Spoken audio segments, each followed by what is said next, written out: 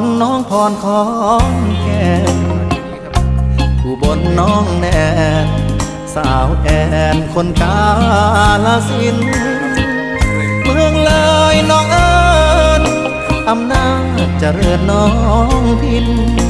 101คนชื่อกระทินน้องนรินอยู่มุกดาหารสาวน้ำสกลสาวมนน้องคายสารคามน้องอายสาววิไลเป็นคนบึงกาฬโคราชน้องสมนครพนมน้องตาลชัยภูมิน้องแอคนนั้นสาวอัน